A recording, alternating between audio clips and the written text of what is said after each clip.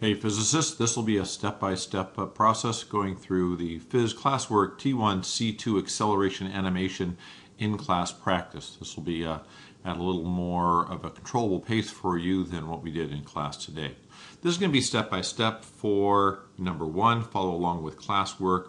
That's going to be Hannah starting at the 4th dot.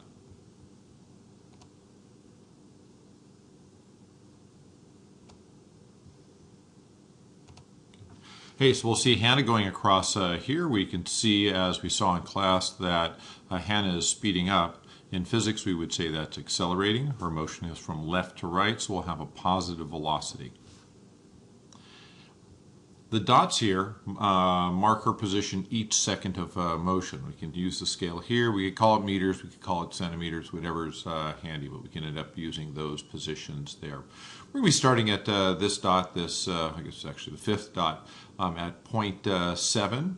Then we'll end up seeing another one at 1.1 units, 1.7, 2.5, units, 3.7,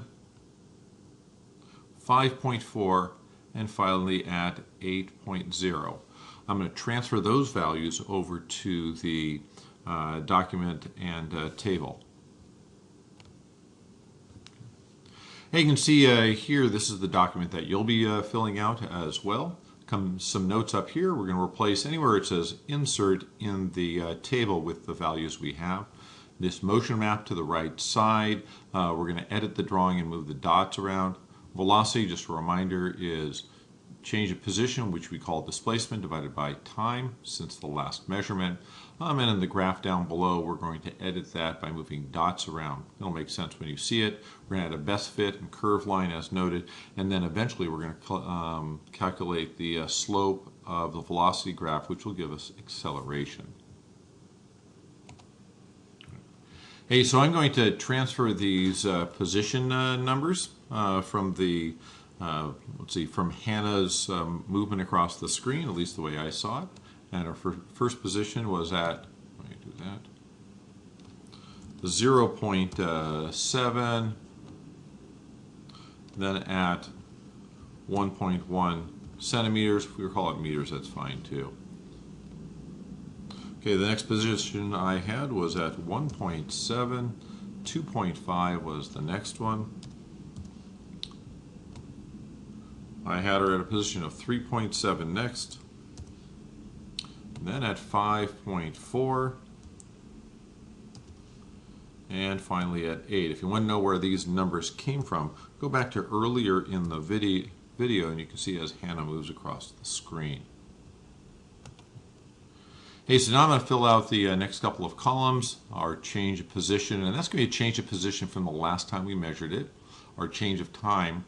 If we have a change of position and a change of time, it'll be easy enough for us to figure out the velocity. We'll hold off on the acceleration being the slope of our velocity versus time curve for just a little bit. Okay, here we go with this. Hey, so if I go from 0.7 to 1.4, 1.7, I've gone 0.4. If I go from 1.1 to 1.7, I've got 0.6 units. If I go from 1.7 to 2.5, I've gone 0.8 units. If I go from 2.5 to 3.7, I've got 1.2 units. If I go from 3.7 to 5.4, I've gone 1.7 units. And this last one, from 5.4 to 8, I've gone 2.6 units. Hey, our time is a pretty boring value. We're looking at how much time has elapsed since our last measurement. We're going to assume these are at 1 second intervals. So each of these time intervals is 1 second long. Just going ahead and populating these values. Hey, so there we go. Our velocity is the time we have traveled, the distance we've traveled, or displacement, divided by the time it's taken to travel that. This one's going to be pretty straightforward because all our division is by 1 second. So the only thing we're going to be doing is taking our centimeters and adding a per second at the bottom. So 0.4 divided by 1 is still 0.4, but now our velocity is 0.4 centimeters per second. see the rest of these pretty easily. Okay, so I finished populating the table. Okay, so I'm going to move on down now to this chart here, and maybe you can see I've already got dots located in here. Okay, they're just on the graph, but they aren't in the correct positions for both position versus time and velocity versus time. All right, I'm going to go ahead and edit this. So if I go ahead and click on here, you can see that the edit comes up down at the bottom. And I'm going to move these dots to the appropriate position. So my first one, my position was at 0.7. Hey, let's take a look at this. I'm going from 0 to 12 meters or centimeters, whichever we end up want to use. Our maximum value of position was 8, so this seems like a good value. I'm going to go 0, 2, 4, 6, 8, 10, 12. If I went by ones, I would be at 1, 2, 3, 4, 5, 6. That would not be enough to cover the range that we're looking at. Right. And so I'm going to move this one down to around where 0.7 is. That would be about a third of the way between the bottom bar and our next one up here. Our next position was at 1.1, so a little past halfway between the bottom and top bar. There's some positioning issues that make it a little bit challenging. Okay, I'm next at 1.7, so just below.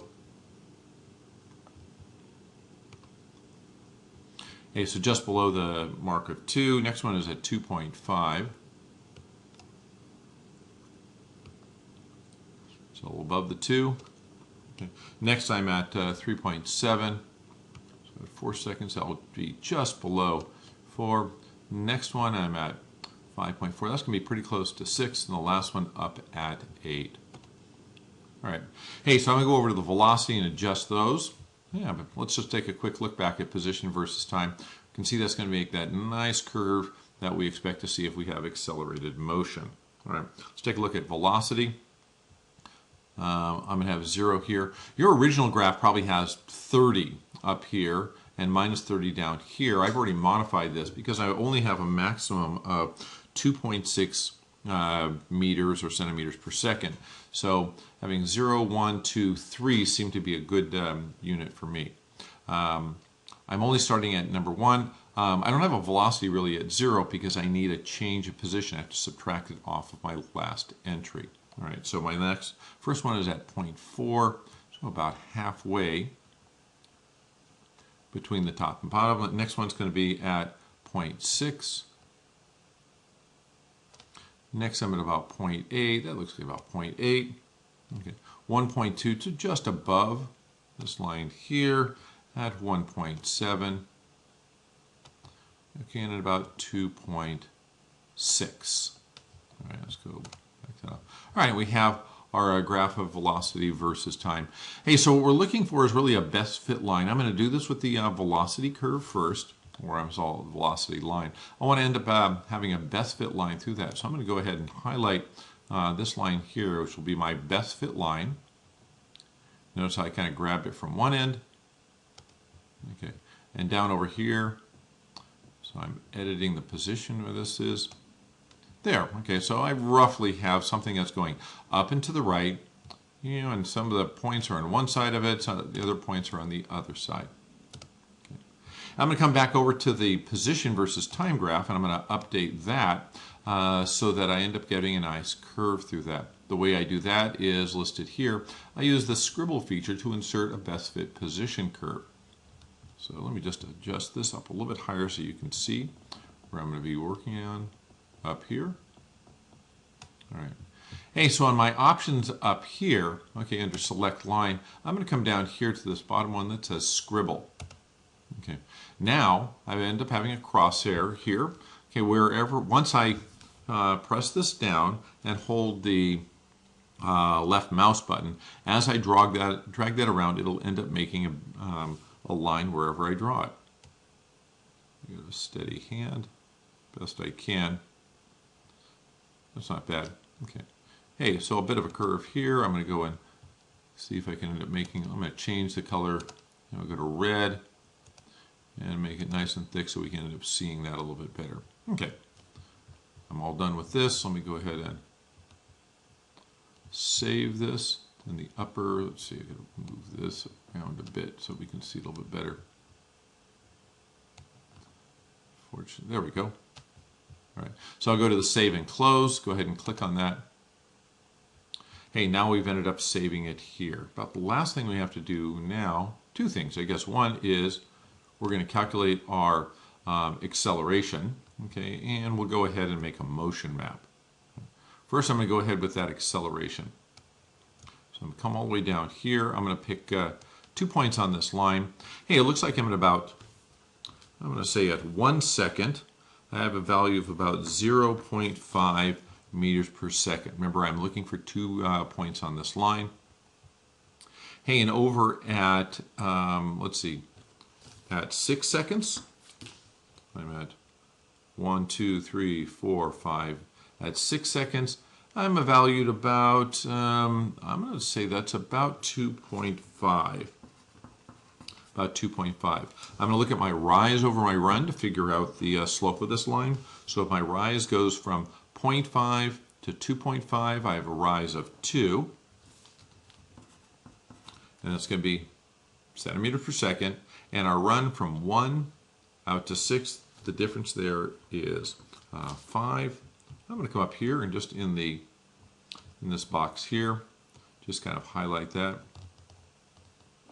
So my rise was 2.0 centimeters. I'm going to divide that by 5 seconds. Okay. And that's going to be equal to 0.4 centimeters per second per second. So that's our acceleration using the slope of that line. Again, I was picking up 2 points along that line. I'm not looking for the actual values, but 2 points along that line. I had 1 second and 0.5 meters per second, and then 6 seconds and about 2.5. Last item here is our motion map. Okay, same thing, I can go ahead and click on this and edit it. And I'll start moving these dots around. And to get my motion map, I'm going to move each of these arrows to the starting position, then I'll adjust the length of the arrow. So I see my first one at a time of 0 is at 0.7. So I'll grab this arrow here, and I'll move it out here. Let's take a, let me back up just a moment. I'm going to go 0, 2, 4, 6, 8, and 10 centimeters. That's going to work out pretty well. Hey, my first one, again, refer back to the table. My first dot is going to be at a time of 0, is going to be at 0.7. So again, that's going to be about halfway. Oh, no, actually even that, less than that, because our first mark is at 2 centimeters, about a third of the way. Okay, next one we're at 1.1, just past halfway. Another one, 1.7. These are real short ones to start off with. Okay. Next I'm going to be at 2.5, 3.7, 5.4, and finally at 8. Okay. Just notice that the dot lines up with the appropriate position down on our motion map. I'm going to start shortening up these arrows so that they can fit one after the other. Hey, so I started moving these arrows around. What I find easiest is maybe to shorten them first. So the tip of the arrow lines up with the